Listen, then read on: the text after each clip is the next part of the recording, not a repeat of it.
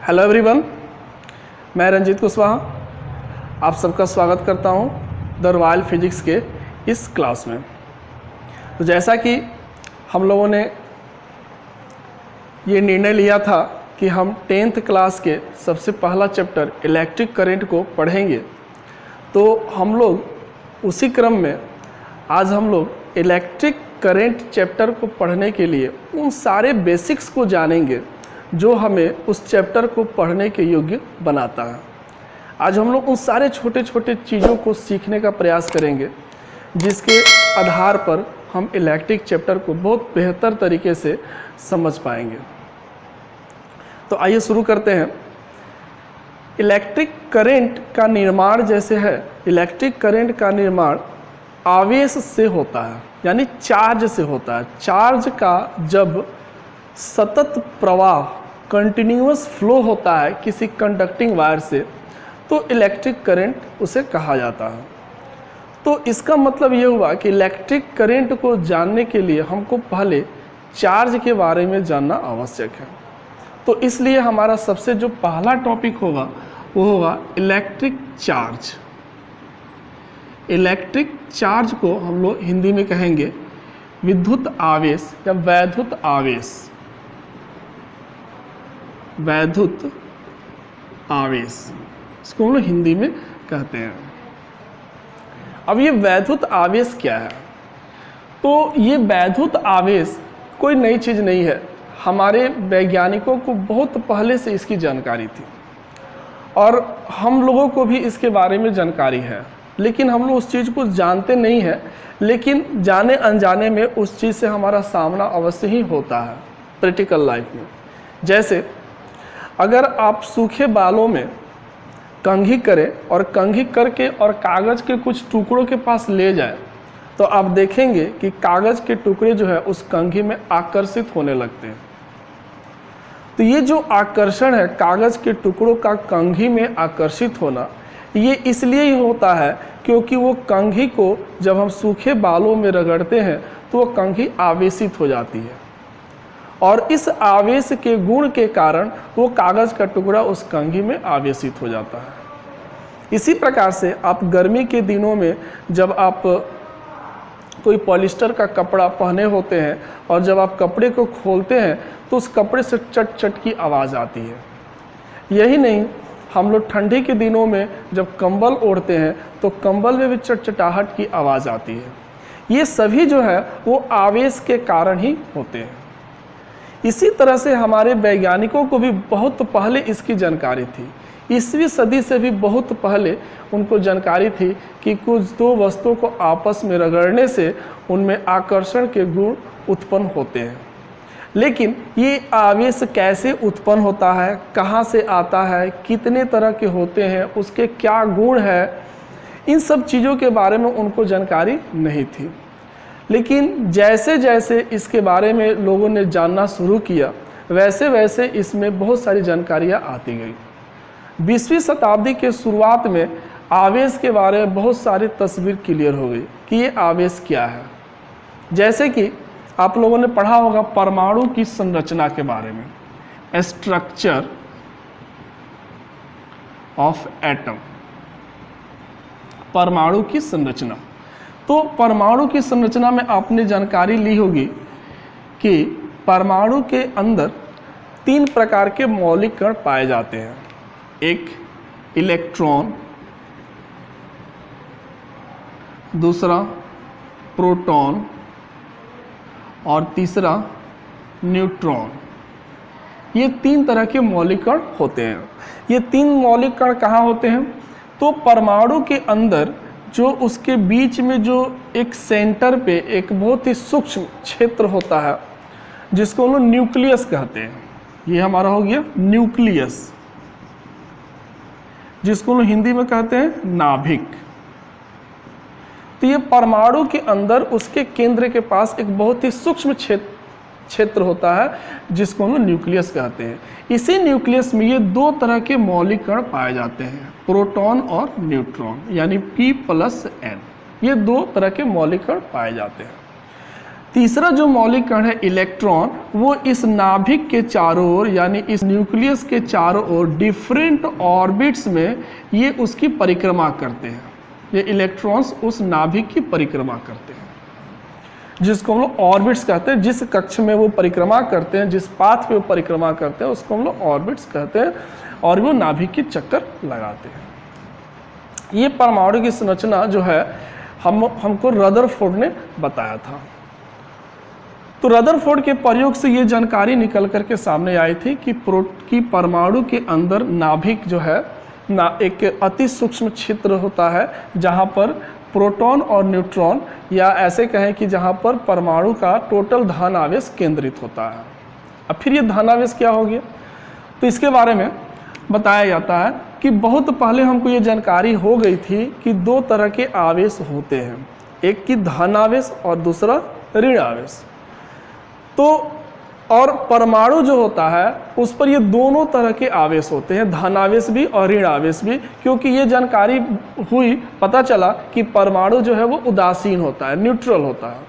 तो उदासीन कब होगा, तो जब धन आवेश और ऋण आवेश बराबर मात्रा में परमाणु पर होंगे तो दोनों एक दूसरे को कैंसिल आउट कर देंगे, और कैंसिल आउट करने के फलस्वरूप वो परमाणु यानी वो एटम जो होगा वो न्यूट्रल हो जाएगा, उदासीन हो जाएगा। लेकिन ये धन आवेश और ऋण आवेश किसके द्वारा कैरी किया जाएगा, इसकी जानकारी बाद में हुई। तो बाद में जब ये इस पर और सारे स्टडी हुए तो ये पता चला कि प्रोटॉन जो है वो पॉजिटिवली चार्ज्ड है, यानी धन आवेशित है। इलेक्ट्रॉन जो है वो निगेटिवली चार्ज्ड है, यानी ऋण आवेशित है। और न्यूट्रॉन पर कोई चार्ज नहीं है, यानी ये न्यूट्रल है, न्यूट्रल, उदासीन। सो कहेंगे कि ये उदासीन है, इस पर कोई आवेश नहीं होता है। प्रोटॉन पर धन आवेश, इलेक्ट्रॉन पर ऋण आवेश और न्यूट्रॉन पर कोई आवेश नहीं, वह एक उदासीन कण है। तो ये परमाणु की संरचना से हमको जानकारी मिली, और जैसे इसके बारे में जानकारी मिली तो आवेश के बारे में बहुत सारी चीज़ें क्लियर हो गई। तब ये कहा जाने लगा कि आवेश जो है वो इलेक्ट्रॉन और प्रोटॉन द्वारा कैरी किया जाता है, यानी उसी के द्वारा ये वहन किया जाता है। अब आवेश दो तरह के हो गए, धन आवेश और ऋण आवेश। धन आवेश प्रोटॉन द्वारा कैरी किया जाता है, और ऋण आवेश जो है वो इलेक्ट्रॉन द्वारा कैरी किया जाता है। तो जब हम लोग उसी एग्जाम्पल पर पहुंचते हैं, तो जब हम सूखे बालों में कंघी करते हैं तो फिर वहाँ पर कैसे वो आवेशित हो जाता है। तो जब हम सूखे बालों में कंघी करते हैं तो एक बाल और कंघी दोनों के बीच घर्षण होता है, और इस घर्षण से क्या होता है कि एक से इलेक्ट्रॉन निकल करके किसी दूसरी वस्तु में जाती है, और इस प्रकार से एक वस्तु धन आवेशित और दूसरी वस्तु ऋण आवेशित हो जाती है। ये कैसे होता है, इसको हम लोग यहाँ पर फिगर के द्वारा समझते हैं। जैसे सपोज कीजिए कि दो पिंड हैं, दो वस्तुएं हैं, एक वस्तु यहाँ पर A है और एक दूसरी वस्तु यहाँ पर B है, और दोनों ही उदासीन बॉडी है, न्यूट्रल बॉडी है, यानी किसी पर कोई आवेश नहीं है। कोई आवेश मतलब कि नेट आवेश कुछ भी नहीं है, ना ही ये धन आवेशित है ना ही कोई ये ऋण आवेशित है, दोनों उदासीन है। ठीक है। अब क्या करते हैं कि दोनों वस्तुओं को हम आपस में रगड़ते हैं। तो जब दो वस्तुओं को हम आपस में रगड़ते हैं तो रगड़ने की क्रिया को हम लोग घर्षण कहते हैं। और आप देखे होंगे कि जैसे ठंडी के दिनों में जब हमको ठंडी लगती है तो अपने हाथों को ऐसे हम रगड़ते हैं। तो हाथों को ऐसे रगड़ने से क्या होता है कि हमारे हाथ जो होते हैं उसमें घर्षण से ऊष्मा उत्पन्न होती है, और ऊष्मा उत्पन्न होती है तो हमारे हाथों को उसमें गर्माहट का एहसास होता है, और हमें थोड़ा सा ठंडी हमारी कम हो जाती है। तो वही चीज़ यहाँ पर भी होता है। जब इन दो बॉडी को हम आपस में रगड़ते हैं तो रगड़ने से घर्षण उत्पन्न होता है, और इसमें कुछ ऊर्जा उत्पन्न होती है, और यह ऊर्जा इन्हीं दो वस्तुओं को जाती है। कुछ ऊर्जा इस वस्तु को गई, कुछ ऊर्जा इस वस्तु को गई। अब जैसे ये ऊर्जा इन वस्तुओं को जाती है तो उस वस्तुओं के पृष्ठ पे जो भी इलेक्ट्रॉन्स होते हैं वो इलेक्ट्रॉन्स उस ऊर्जा को गेन करते हैं, ऊर्जा को प्राप्त करते हैं। और जैसे ही जब उसको ये ऊर्जा मिलती है तो वो ऊर्जा पा करके उस पिंड से थोड़ा सा एक्साइटेड हो जाते हैं, उत्तेजित हो जाते हैं, और उत्तेजित होकर के उस बॉडी से वो बाहर निकलते हैं। तो यही चीज़ यहाँ पर भी होती है, ये इलेक्ट्रॉन ऊर्जा गेन करते हैं, एक्साइटेड होते हैं, और एक्साइटेड होने के बाद एक बॉडी में से मान लेते हैं कि ए में से कुछ इलेक्ट्रॉन निकल करके बी में चले गए। अब ये इलेक्ट्रॉन थे, ठीक है, तो ए में से ये इलेक्ट्रॉन निकल करके बी में चले गए। तो अब क्या होगा, तो पहले क्या था कि ये दोनों बॉडी न्यूट्रल थे, तो न्यूट्रल थे तो इसका मतलब ये है कि जितनी मात्रा में यहाँ पर धन आवेश था उतनी ही मात्रा में यहाँ पर ऋण आवेश भी था। उसी प्रकार से जितनी मात्रा में यहाँ धन आवेश था उतनी ही मात्रा में यहाँ ऋण आवेश भी था। अब जब इलेक्ट्रॉन एक वस्तु से दूसरी वस्तु में यानी ए से निकल करके बी में गया, तो इसका मतलब यह है कि इसमें अब इलेक्ट्रॉन चूँकि ऋण आवेश को वहन करता है, उसको कैरी करता है, तो इसलिए बी में ऋण आवेश की जो मात्रा होगी वो बढ़ जाएगी और धन आवेश की मात्रा उतनी ही रहेगी, लेकिन ऋण आवेश की मात्रा बढ़ जाएगी। फलस्वरूप ए में क्या होगा कि ए से इलेक्ट्रॉन निकल गया यानी ऋण आवेश कम हो गया, तो इसलिए इस पर ऋण आवेश का जो मान होगा वो कम हो जाएगा और धन आवेश का जो मान होगा वो ज़्यादा हो, मतलब उतना ही रहेगा लेकिन ऋण आवेश का मान कम हो जाएगा। तो फलस्वरूप क्या हुआ कि अगर हम देखें तो ये वस्तु जो है वो धनात्मक रूप से आवेशित हो गई, पॉजिटिवली चार्ज हो गई, क्योंकि इस पर धन आवेश की मात्रा बढ़ गई, इलेक्ट्रॉन ऋण आवेश की तुलना में बढ़ गई है। और इस पे क्या हुआ कि इलेक्ट्रॉन के आने से इस पर ऋण आवेश की मात्रा बढ़ गई, तो इसको कहेंगे कि यह निगेटिवली चार्ज हो गया, ऋण आवेशित हो गया ये, ठीक है। इसी प्रकार से जब हम सूखे बालों में कंघी करते हैं तो कंघी जो होता है वो ऋण आवेशित हो जाता है और हमारा जो सूखा बाल है वो धन आवेशित हो जाता है। यानी सूखे बाल से कुछ इलेक्ट्रॉन्स निकल करके हमारे कंघी में आ जाते हैं, जिसके फलस्वरूप कंघी ऋण आवेशित हो गया और सूखा बाल में इलेक्ट्रॉन की संख्या कम हो गई, इसलिए वो धन आवेशित हो गया। और जब हम इस आवेशित कंघी को कागज़ के टुकड़ों के पास ले जाते हैं तो इस पर ऋण आवेश की मात्रा अधिक होने के कारण ये कागज़ के टुकड़ों को अपनी तरफ आवेश के गुण के कारण उसको अपनी तरफ आकर्षित कर लेता है। अब ये जो इलेक्ट्रॉन जो आवेश को कैरी करता है, ठीक है, तो इलेक्ट्रॉन आवेश को कैरी करता है, प्रोटॉन भी आवेश को कैरी करता है, तो कितनी मात्रा में कैरी करता है, उसका परिमाण क्या होता है, मैग्नीट्यूड क्या होता है, उसको हम लोग समझते हैं। आवेश जो है एक बहुत ही मतलब एक कहेंगे कि फिजिक्स में वो एक राशि है, क्वांटिटी है, और क्वांटिटी को हम लोग किसी न किसी चीज़ से मेजर करते हैं, उसके लिए कोई ना कोई यूनिट या कोई ना कोई स्टैंडर्ड पैमाना होता है उस आवेश को मापने का। तो आवेश के लिए भी SI यूनिट है, SI जो स्टैंडर्ड है, तो SI यूनिट ऑफ चार्ज, आवेश का जो SI यूनिट ऑफ चार्ज है उसको हम लोग कहते हैं कूलम, और उसको C से लिखते हैं, कूलम, ठीक है।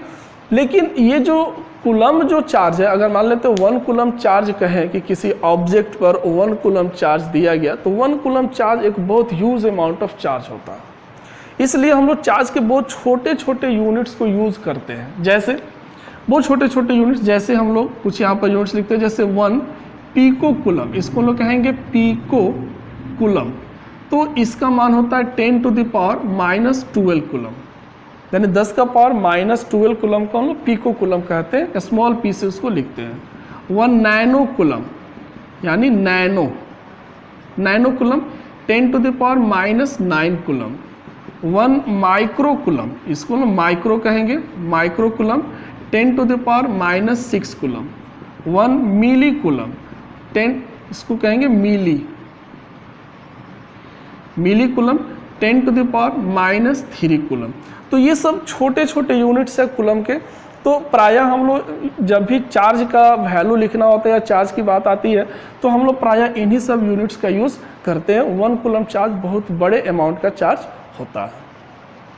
तो आइए हम लोग जानते हैं कि इलेक्ट्रॉन द्वारा जो चार्ज कैरी किया जाता है वो कितना होता है।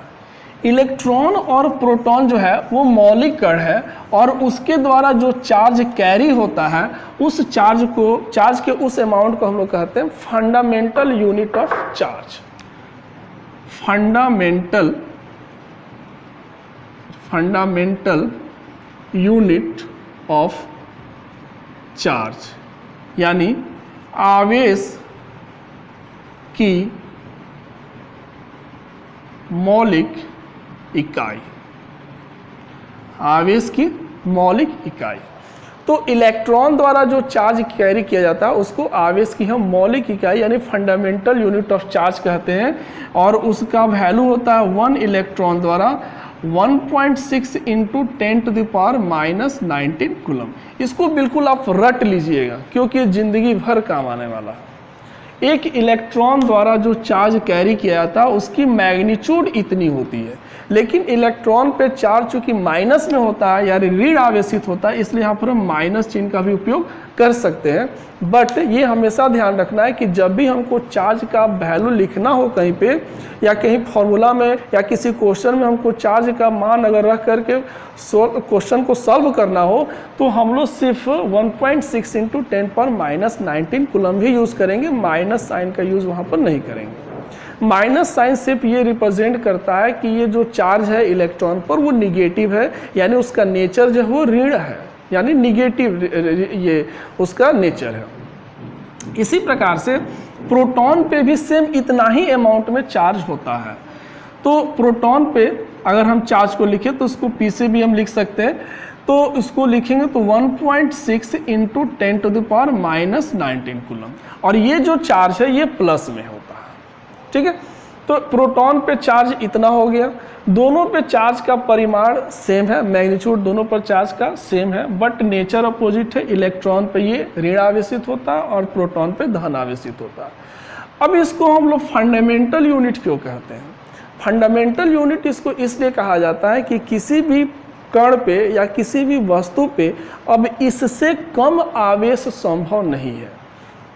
इसको जो है मिल्टन नामक वैज्ञानिक ने मेजर किया था इलेक्ट्रॉन के आवेश को, और उस इलेक्ट्रॉन के आवेश को मौलिक आवेश कहा गया, यानी किसी भी वस्तु पर इससे कम आवेश देना अब संभव नहीं है। ये सबसे मिनिमम आवेश है जो इलेक्ट्रॉन पे होता है, इसलिए इसको ना मौलिक इकाई कहते हैं, फंडामेंटल यूनिट ऑफ चार्ज इसको कहा जाता है।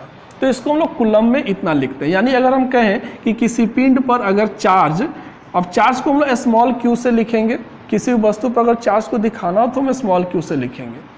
तो अगर हम कहें कि किसी वस्तु पर चार्ज क्यू जो है वो 0.8 इंटू 10⁻⁻19 कूलम है। ठीक है, तो क्या ऐसा चार्ज पॉसिबल है? सोचिए, बिल्कुल नहीं, इतना चार्ज पॉसिबल नहीं है। क्यों? क्योंकि ये जो चार्ज है वो इलेक्ट्रॉन के चार्ज का आधा है। आप देखेंगे इलेक्ट्रॉन पे चार्ज 1.6 इंटू 10⁻⁻19 कूलम है, और यहाँ पे ये 0.8 इंटू 10⁻⁻19 कूलम है। तो इसका मतलब है कि इलेक्ट्रॉन के चार्ज का आधा है। तो ऐसा कोई चार्ज पॉसिबल नहीं है जो इलेक्ट्रॉन के चार्ज का आधा हो या उसका तिहाई हो या उसका कोई भी फ्रैक्शन हो। सबसे मिनिमम अमाउंट जो चार्ज का होता है वो इलेक्ट्रॉन पे पाया जाता है या प्रोटॉन पे पाया जाता है, और इसलिए इसको हम लोग चार्ज का फंडामेंटल यूनिट कहते हैं। तो ये मौलिक इकाई है जो इलेक्ट्रॉन द्वारा कैरी किया जाता है। अब आइए हम लोग चार्ज के कुछ फंडामेंटल प्रॉपर्टीज़ को भी समझते हैं कि चार्ज के क्या क्या गुण होते हैं। जैसे कि चार्ज होता है वो इलेक्ट्रॉन द्वारा कैरी किया जाता है, और इलेक्ट्रॉन पर जो चार्ज का जो वैल्यू होता है वो सबसे कम होता है।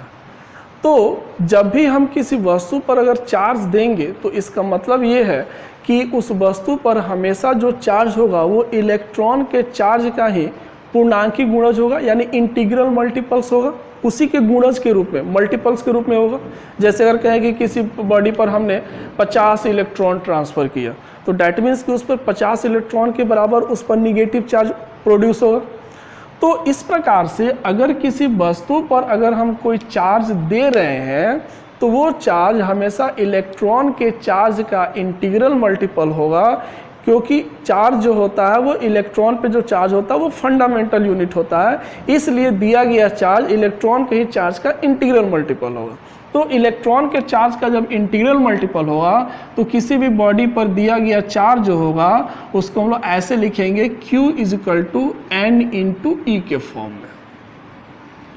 Q equal to N into E के फॉर्म में, वेयर हम लोग क्या कहेंगे N equal to any integers, कोई भी पूर्णांक संख्या होगी, एंड E इजिकल टू हो गया fundamental fundamental unit of charge, यानी आवेश की मौलिक इकाई, और इसकी वैल्यू होगी 1.6 इंटू 10⁻⁻19 कूलम। ये परिमाण में उतनी इसकी वैल्यू होगी।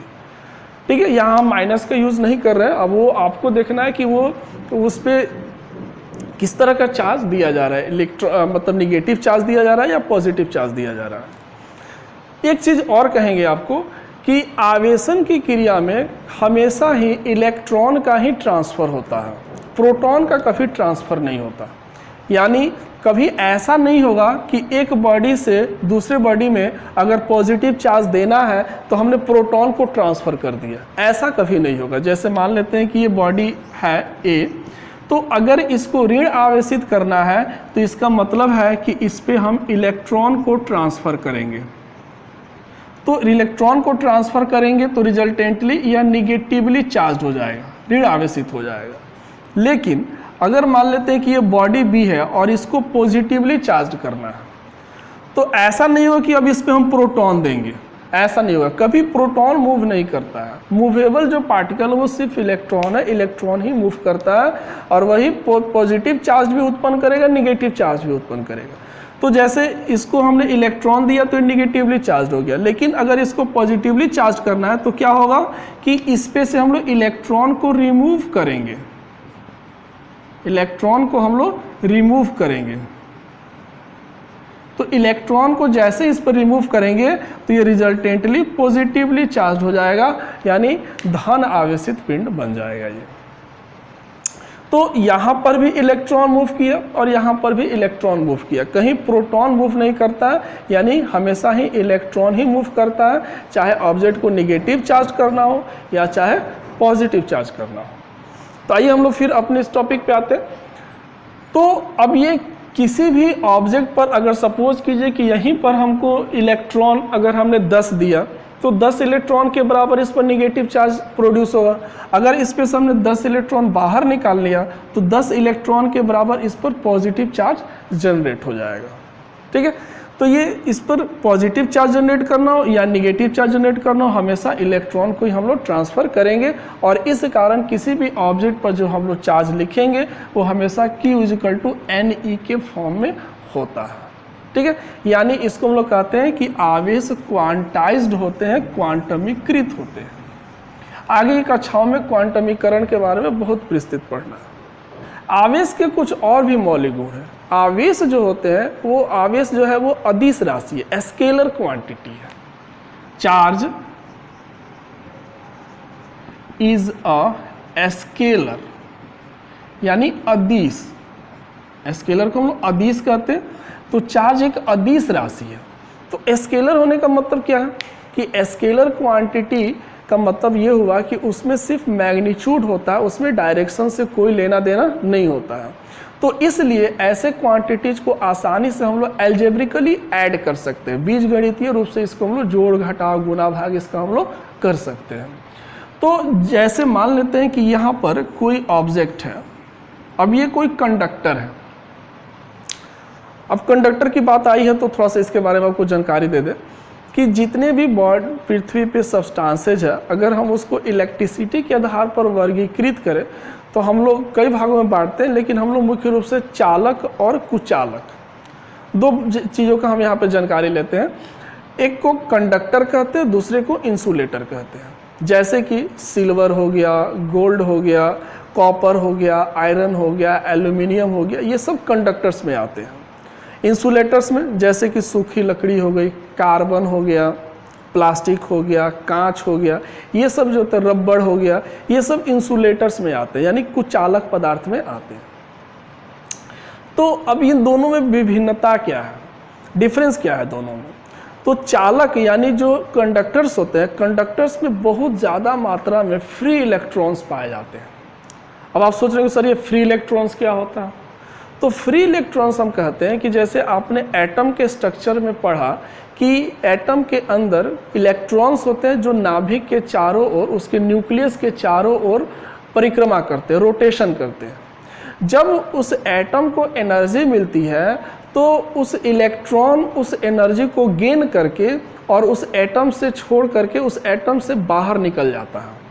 यानी जब भी एटम को किसी भी तरह से एनर्जी मिलेगी तो उसकी एनर्जी इलेक्ट्रॉन को जाएगी, क्योंकि एटम के अंदर तो 3 ही पार्टिकल है, ठीक है। तो सबसे पहले वो पार्टिकल, चूंकि इलेक्ट्रॉन बाहर रहता है तो इलेक्ट्रॉन को सबसे पहले उसकी एनर्जी मिलती है और इलेक्ट्रॉन उस एनर्जी को गेन करके उस एटम से बाहर निकल जाता है एक्साइटेड होकर के। जैसे ज़्यादा उसको पैसा मिल गया, होता है ना, किसी व्यक्ति को ज़्यादा पैसा मिल गया तो अमीरी आ जाती है, वो चाहता है कि ये करूँ वो करूँ फलांटे का। वैसे ही इलेक्ट्रॉन को भी जब ज़्यादा एनर्जी मिली तो वो तुरंत एक्साइटेड होकर के उस एटम से निकल जाता है, बाहर आ जाता है। तो ऐसे इलेक्ट्रॉन को हम फ्री इलेक्ट्रॉन कहते हैं, क्योंकि अब ये किसी बंधन में नहीं है, वो फ्री हो गया, स्वतंत्र हो गया, आसानी से वो घूम फिर सकता है। तो इस तरह के इलेक्ट्रॉन्स कंडक्टर्स में बहुत ज़्यादा मात्रा में पाए जाते हैं, जबकि इंसुलेटर्स में इस तरह के इलेक्ट्रॉन्स बहुत ही कम या कहें कि बिल्कुल ही नहीं पाए जाते हैं। इंसुलेटर्स में बिल्कुल ही नहीं पाए जाते हैं, और चूंकि आवेश का वहन इलेक्ट्रॉन ही करता है और इलेक्ट्रॉन जो है वो कंडक्टर्स में बहुत ज़्यादा होते हैं, इसलिए कंडक्टर्स पर अगर हम कोई भी आवेश देंगे तो आसानी से वो वहन होगा। लेकिन अगर वही इंसुलेटर में अगर हम चार्ज देंगे तो चार्ज को कैरी करने के लिए उसमें इलेक्ट्रॉन या तो बहुत कम है या बिल्कुल ही नहीं है। तो अगर उसमें इलेक्ट्रॉन नहीं है तो फिर चार्ज को कैरी करेगा कौन? अब चार्ज कैरी नहीं होगा तो फिर इसलिए इंसुलेटर से करंट का निर्माण नहीं होगा, चार्ज फ्लो नहीं करेगा। लेकिन यह कंडक्टर से आसानी से होगा। क्यों? क्योंकि कंडक्टर्स में ये फ्री इलेक्ट्रॉन्स बहुत ज़्यादा मात्रा में है, तो जैसे ही चार्ज उसको देंगे तो तुरंत ये इलेक्ट्रॉन उस चार्ज को पकड़ेंगे और फ्लो कराने लगेंगे। इसलिए कंडक्टर्स में करंट आसानी से निर्मित हो जाता है, चार्ज का फ्लो आसानी से होने लगता है। तो अब यहाँ पर ये चार्ज एक स्केलर क्वांटिटी है, और सपोज करो कि ये कोई बॉडी जो है वो कंडक्टर है। तो कंडक्टर बॉडी है, तो अगर मान लेते हैं कि हम यहाँ पे भी चार्ज दे रहे हैं, एक चार्ज हम यहाँ से दे रहे हैं, एक चार्ज हम यहाँ से दे रहे हैं, कई तरह से चार्ज इसको दे रहे हैं, तो क्या होगा? सपोज करो कि हम यहाँ पे चार्ज दिए +5Q, यहाँ से दिए -6Q, यहाँ से दिए +9Q, इस तरह से हम चार्ज दे रहे हैं। तो अब इस पर नेट चार्ज क्या होगा? टोटल चार्ज, क्योंकि हमने चार्ज इतना ही दिया तो टोटल चार्ज कितना हुआ? तो टोटल जो चार्ज होगा वो इसका एल्जेब्रिक सम हो जाएगा, यानी total charge on the body. तो बॉडी पे जो टोटल चार्ज होगा सबका एल्जेब्रिक सम, जैसे हम क्या करेंगे, जोड़ देंगे 5Q -6Q +9Q, तो ये हो गया 14Q और -6Q, डैट मीन्स कि +8Q। यानी इसका मतलब ये हो कि ये कंडक्टर जो है इस पर नेट चार्ज +8Q होगा। क्यों? क्योंकि ये जो कंडक्टर पे हम जो चार्ज दे रहे हैं इसमें इलेक्ट्रॉन्स है और इलेक्ट्रॉन्स उसको कैरी कर रहा है, और कैरी करके पूरे कंडक्टर्स में उसको डिस्ट्रीब्यूट कर रहा है, यूनिफॉर्म रूप से डिस्ट्रीब्यूट कर रहा है। तो मान लो इधर से पॉजिटिव, इधर से निगेटिव, फिर इधर से पॉजिटिव, तो इस तरह से वो सबको कैरी करके और एक नेट इस पे चार्ज डेवलप हो जाता है जो कि 8Q होता है। तो यहाँ हमने सीखा क्या कि चार्ज एक स्केलर क्वांटिटी है, और अगर किसी बॉडी पर हम बहुत सारे चार्ज दे रहे हैं तो उस पर नेट चार्ज कैसे निकालेंगे? तो सबका एल्जेब्रिक सम करके हम उस पर नेट चार्ज का मान ज्ञात कर सकते हैं। तो ये भी एक चार्ज की फंडामेंटल प्रॉपर्टी है। ठीक है, आइए कुछ और चार्ज के प्रॉपर्टीज को जानते हैं। चार्ज जो है दो तरह के होते हैं, पॉजिटिव और निगेटिव। तो इन चार्जेस के बीच आकर्षण और प्रतिकर्षण के बल भी लगते हैं। ये चार्ज की एक बहुत ही मौलिक गुण है, फंडामेंटल उसकी प्रॉपर्टी है। तो आकर्षण और प्रतिकर्षण का बल यहाँ लगता है। ये ठीक उसी तरह से है जैसे कि आप पिछले क्लास में 9th क्लास में आपने ग्रेविटेशन लॉ के बारे में पढ़ा होगा, जिसमें न्यूटन साहब ने बताया है कि ब्रह्मांड का प्रत्येक कण, यानी each and every particle of this universe, एक दूसरे को एक बल द्वारा अपनी तरफ आकर्षित करते हैं, और यह बल उस कण के केंद्र से दूसरे कण के केंद्र तक लगाया जाता है। इसलिए इस बल को गुरुत्वाकर्षण बल कहा जाता है। तो यह बल हमेशा आकर्षण का होता है, और इस कारण दो पिंडों के बीच आकर्षण के गुण उत्पन्न होते हैं। प्रत्येक ब्रह्मांड के प्रत्येक कण के बीच यह बल लग रहा है। यहाँ तक कि अगर दो व्यक्ति बैठे हुए हैं तो उनके बीच भी यह बल लग रहा है। और पूरी ब्रह्मांड जो है, ब्रह्मांड के जितने भी कण हैं या ब्रह्मांड के जितने भी बॉडीज हैं, वो सभी गुरुत्वाकर्षण बल के कारण एक दूसरे से बंधे हुए हैं। तो ये हम इसके बारे में थोड़ा सा मैं आपको ब्रीफ कर दूं कि जैसे मान लेते हैं कि यहाँ पर एक बॉडी है, इसका द्रव्यमान m1 है और एक दूसरी बॉडी है, इसका द्रव्यमान m2 है, और इन दोनों के बीच का जो डिस्टेंस है वो डिस्टेंस r है।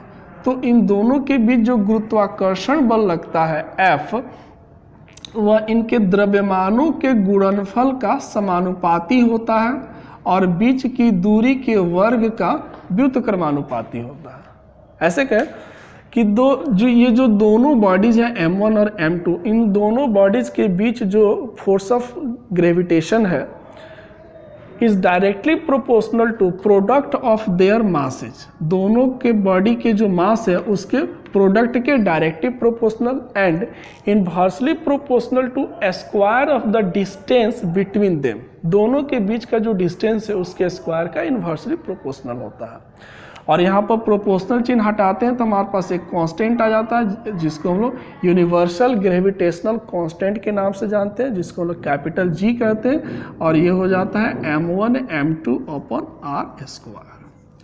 तो ये जो है न्यूटन्स लॉ कहा जाता है, न्यूटन्स लॉ ऑफ ग्रेविटेशन, कि जब दो की ब्रह्मांड के प्रत्येक पार्टिकल्स के बीच इस प्रकार का यह फोर्स लगता है।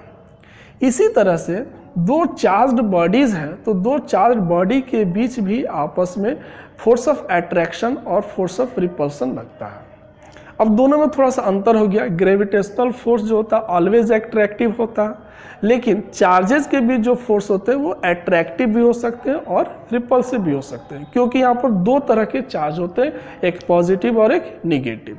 तो अब इन दो चार्जों से मिल करके दो अलग अलग तरह के पेयर्स बनते हैं, यानी लाइक चार्जेस का एक पेयर बनता है और एक अनलाइक चार्जेस का पेयर बनता है। जैसे कि अगर मान लेते हैं कि दोनों पॉजिटिव चार्ज है, ये भी पॉजिटिव चार्ज है और ये भी पॉजिटिव चार्ज है, तो एक पेयर ये हो गया, या ये निगेटिव चार्ज है और एक ये निगेटिव चार्ज है, तो इसको हम लोग कहेंगे लाइक चार्जेस का पेयर, एक जैसे आवेश का पेयर। तो ये लाइक चार्जेस हो गए। तो लाइक चार्जेस के बीच हमेशा रिपल्सन होता है, रिपल्सन यानी प्रतिकर्षण, ठीक है, एक दूसरे को प्रतिकर्षित करते, रिपेल करते हैं एक दूसरे को, लाइक चार्जेस। यानी यहां पर लिख सकते हैं like charges repel each other, एक दूसरे को प्रतिकर्षित करते हैं। जबकि अपोजिट, अगर मान ले कि एक प्लस है और दूसरा माइनस है, अब यहाँ पर जो पेयर बना वो अपोजिट चार्जेस का बना, तो इसको हम लोग कहेंगे अनलाइक चार्जेस। तो अनलाइक चार्जेस जब भी होगा तो उसके बीच जो होगा वो अट्रैक्शन का फोर्स होगा, ये अट्रैक्शन, दोनों एक दूसरे को आकर्षित करेंगे। तो यहाँ पर हम लिख सकते हैं unlike charges attracts each other, यानी अनलाइक चार्जेस एक दूसरे को अट्रैक्ट करेंगे, अनलाइक यानी अलग अलग तरह के चार्जेस, ठीक है। तो और ये लाइक चार्जेस हो गए। तो लाइक चार्जेस के बीच रिपल्सन होता है, अनलाइक चार्जेस के बीच अट्रैक्शन होता है, ये इस प्रकार का गुण पाया जाता है। अब ये जो फोर्स होता है इसको फोर्स ऑफ रिपल्सन या फोर्स ऑफ अट्रैक्शन, इसको कुल मिलाकर के हम लोग कहते हैं इलेक्ट्रोस्टैटिक फोर्स। यानी ये हो गया फोर्स ऑफ अट्रैक्शन और repulsion between two charges is called electrostatic force और कूलम्ब्स फोर्स। जो ये अट्रैक्शन और रिपल्सन का जो फोर्स होता है उसको इलेक्ट्रोस्टैटिक फोर्स या कूलम्ब फोर्स के नाम से हम लोग जानते हैं। कूलम्ब फोर्स इसलिए कहा जाता है क्योंकि इस फोर्स के बारे में कूलम्ब ने बताया था। जैसे कि न्यूटन ने दो बॉडीज़ के बीच ग्रेविटेशन फोर्स के लिए अपना नियम दिया, उसी प्रकार से कूलम्ब ने दो चार्ज्ड बॉडी के बीच फोर्स ऑफ अट्रैक्शन या रिपल्सन को ज्ञात करने के लिए उन्होंने भी अपना एक नियम दिया, और इस कारण से उस फोर्स को हम लोग कूलम्ब फोर्स भी कहते हैं। तो आइए हम लोग थोड़ा सा जान लेते हैं कि कूलम्ब फोर्स क्या कहता है और बल के लिए फॉर्मूला क्या होता है, उसको हम लोग थोड़ा सा यहाँ पर जानेंगे। बल के लिए फॉर्मूला इसलिए जरूरी है कि कभी कभी आप अगर जैसे ओलंपियाड वगैरह की तैयारी कर रहे होंगे तो उसमें ये चीज़ जो होता है वो जरूरी होता है, या अगर मान लेते हैं कि आपका अगर उद्देश्य IIT या JEE मेंस या नीट वगैरह क्वालिफाई करना है तो ये बेसिक जानकारी आपको थोड़ी सी होनी चाहिए। तो कूलम्ब्स लॉ क्या कहता है? कूलम्ब्स लॉ, कूलम्ब्स लॉ भी बिल्कुल ग्रेविटेशन लॉ की तरह ही है। वो कहता है कि अगर ये दो चार्ज्ड बॉडीज हैं, एक पर चार्ज Q1 है और दूसरे पे चार्ज Q2 है। एक चीज़ हम ध्यान रखें कि आवेश को हम लोग हमेशा स्मॉल q से डिनोट कर रहे हैं। एक पे चार्ज Q1 है, दूसरे पर चार्ज Q2 है, और दोनों के बीच का जो सेपरेशन है वो R है। ठीक है, तो दोनों के बीच जो फोर्स ऑफ अट्रैक्शन या रिपल्सन लगेगा, या उसको कहें कि इलेक्ट्रोस्टैटिक जो फोर्स होगा, is directly proportional to, same उसी तरह से लिखेंगे, directly proportional to magnitude of the product of the magnitude of the two charges, यानी दोनों चार्जेस के प्रोडक्ट का, दोनों चार्जेस के मैग्नीट्यूड के प्रोडक्ट का डायरेक्टली प्रोपोर्शनल होगा। तो इसका मैग्नीट्यूड Q1 और इसका मैग्नीट्यूड Q2, तो दोनों का प्रोडक्ट हो गया Q1 Q2, तो उसके डायरेक्टली प्रोपोर्शनल हो गया, और inversely proportional to square of the distance between them, दोनों के बीच का जो डिस्टेंस है उसके स्क्वायर का इनवर्सली प्रोपोर्शनल। तो ये बिल्कुल उसी का एनालॉग है। वहाँ पर M1 M2 है, यहाँ पर Q1 Q2 है, नीचे वहाँ भी डिस्टेंस है, यहाँ पर भी डिस्टेंस है। अब कांस्टेंट्स थोड़ा सा डिफरेंट हो जाएगा। अब जब यहाँ पर हम कांस्टेंट्स लेते हैं तो SI सिस्टम में हम लोग कांस्टेंट्स लेते हैं 1/4 पाई एप्सिलॉन नट, इसको एप्सिलॉन नट कहते हैं, और Q1 Q2 upon R square. अब ये जो है where epsilon nought equal to, इसको हम लोग कहते हैं इलेक्ट्रिक परमिटिविटी ऑफ एयर या वैक्यूम। अब दोनों में थोड़ा सा देखिए, ग्रेविटेशन लॉ में और यहाँ पर थोड़ा सा डिफरेंस है। ग्रेविटेशन लॉ में जो फोर्स है दो बॉडी के बीच, वो बीच के मीडियम पर डिपेंड नहीं करता है। बीच का मीडियम कुछ भी हो, फोर्स हमारा उतना ही रहेगा। जैसे हवा में भी उतना ही बल रहेगा, पानी में भी उतना ही लगेगा। लेकिन इलेक्ट्रोस्टैटिक फोर्स जो है वो बीच के मीडियम पर डिपेंड करता है, इसलिए बीच के मीडियम की एक प्रॉपर्टी यहाँ पर आ जाती है। इस प्रॉपर्टी को हम लोग कहते हैं उस मीडियम की इलेक्ट्रिक परमिटिविटी। तो हम यहाँ पर ये कंसीडर कर रहे हैं कि ये जो हमारे चार्ज हैं वो एयर में या वैक्यूम में या फ्री स्पेस में रखे गए हैं, इसलिए यहाँ पर हम लोग उसी के लिए एप्सिलॉन नट का यूज़ कर रहे हैं। ठीक है, अब इस पूरे की जो वैल्यू होगी, अगर हम इसकी वैल्यू लिखें, ये इलेक्ट्रिक परमिटिविटी ऑफ एयर की, तो ये होती है 8.85 इंटू 10⁻⁻12, और कूलम्ब स्क्वायर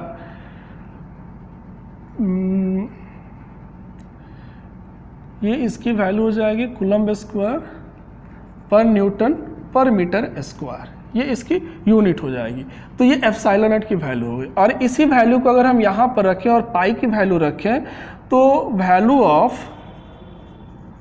1/4 पाई एप्सिलॉन नट, इसका वैल्यू हो जाएगा 9 इंटू 10⁹9। ठीक है, और ये हो जाएगा न्यूटन मीटर स्क्वायर पर कूलम्ब स्क्वायर।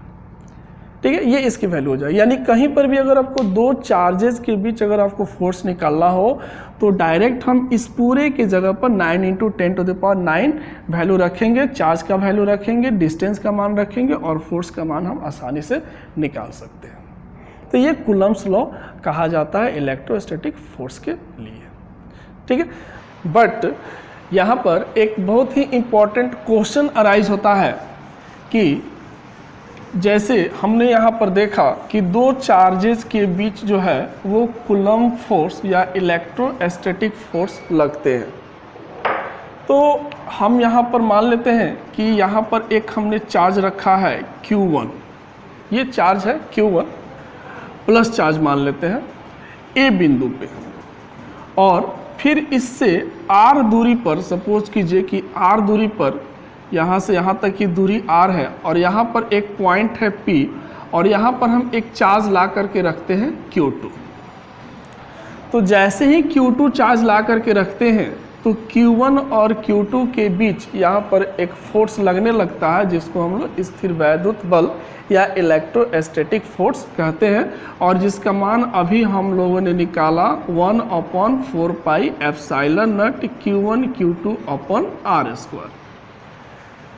अब यहाँ पे क्वेश्चन ये उठता है कि इस चार्ज Q1 को कैसे पता चला कि यहाँ पर एक दूसरा चार्ज Q2 आ गया है और हमें उस पर फोर्स लगाना चाहिए, क्योंकि पहले तो यहाँ पर कोई चार्ज नहीं था और ये सिर्फ एक सिंगल चार्ज था Q1, लेकिन जैसे यहाँ पर चार्ज आया इसके कारण उस पर फोर्स लगने लगा, या ऐसे कहें कि दोनों के बीच फोर्स लगने लगा। तो इस Q1 को पता कैसे चला कि यहाँ पर एक चार्ज आ गया है जिसकी दूरी हमारे चार्ज से R है, और इसलिए हमको उस पर फोर्स लगाना चाहिए। तो इसका एक बहुत ही इम्पॉर्टेंट ये पॉइंट है। इसका जवाब ये है कि प्रत्येक चार्ज जो है अपने चारों तरफ एक प्रभाव क्षेत्र का निर्माण करते हैं।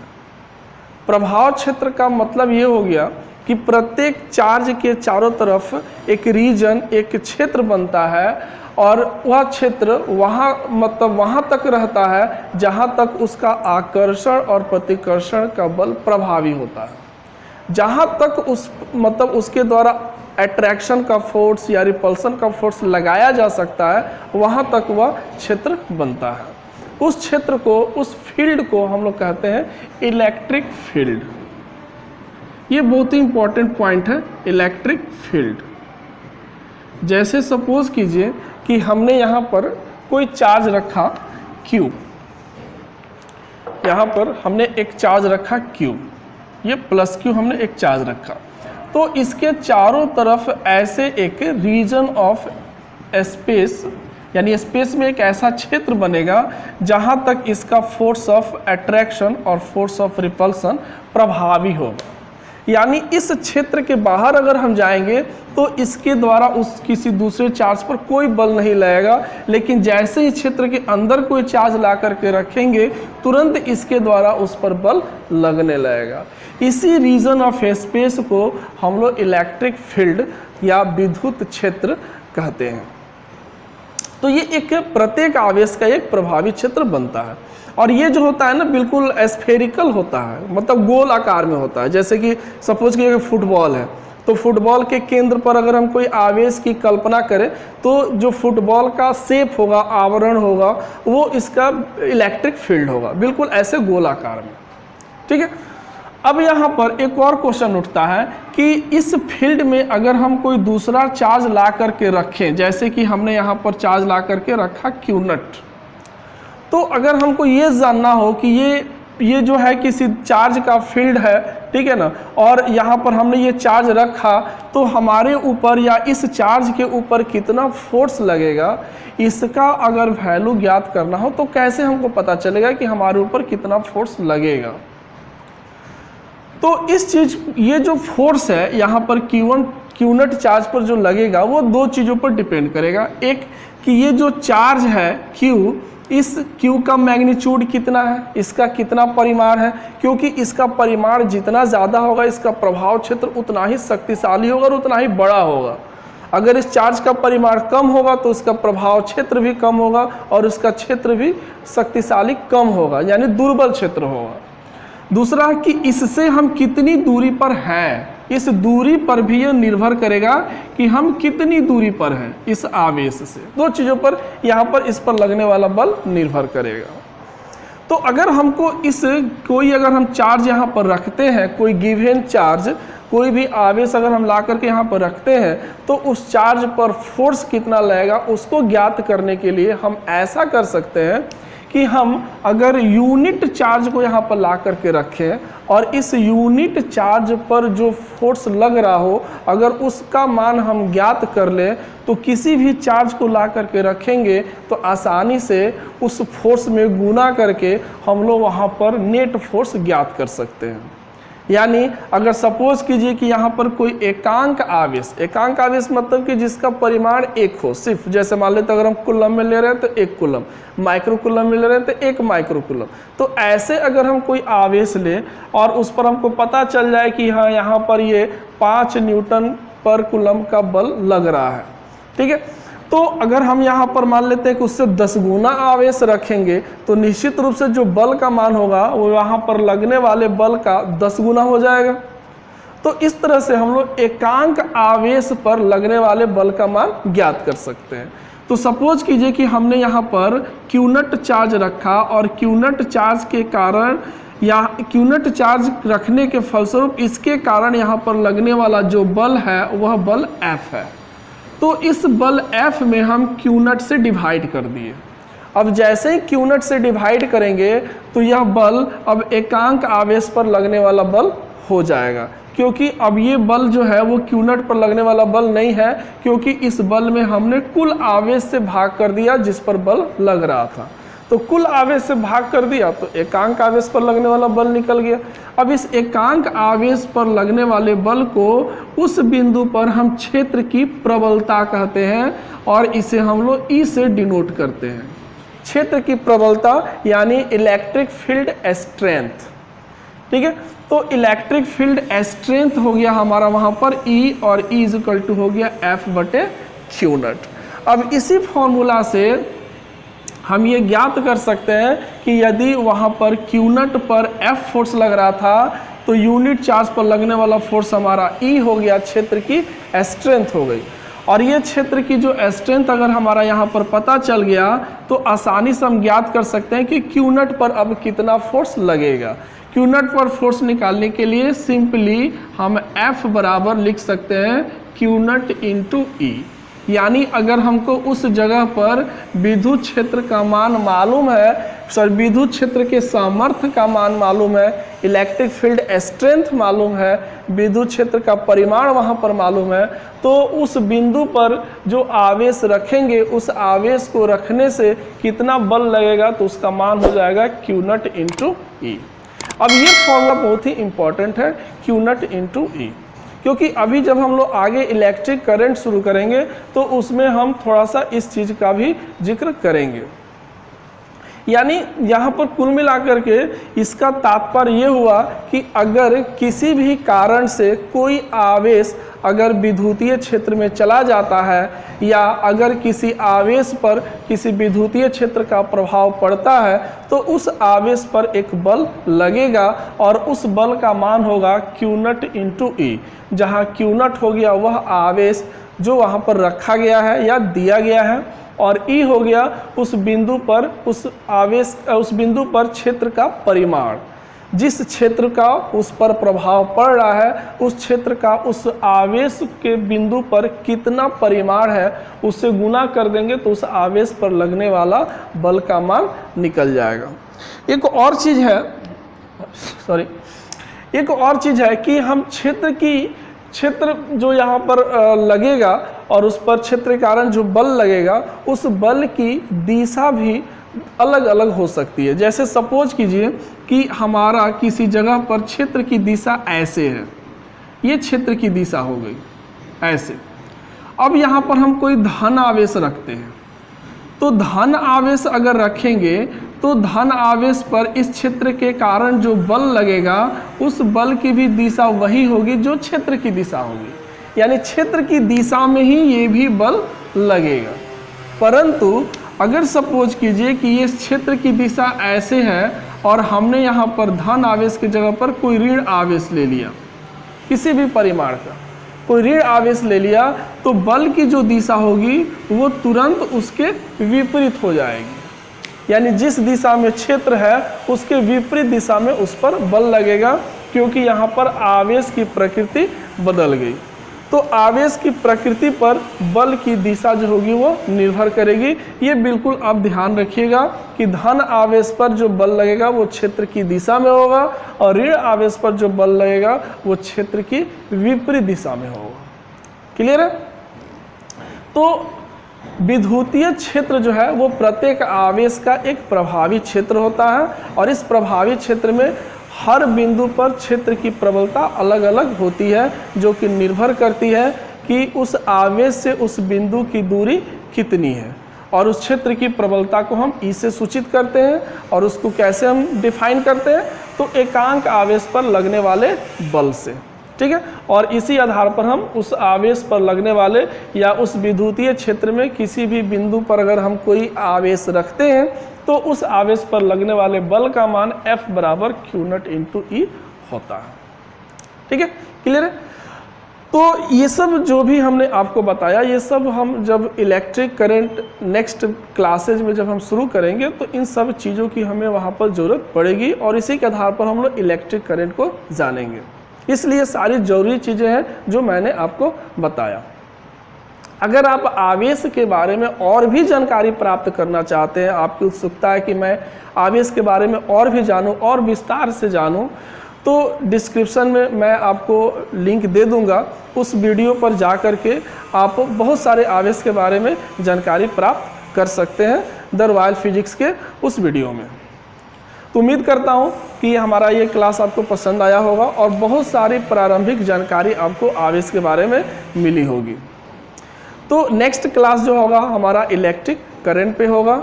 तो इसी तरह से देखते रहिए और हमें कमेंट्स करके बताते रहिए कि हमारा ये जो क्लास है आपको कैसा लगा और आपके लिए कितना हेल्पफुल रहा। तो मिलते हैं नेक्स्ट क्लास में एक नेक्स्ट टॉपिक के साथ।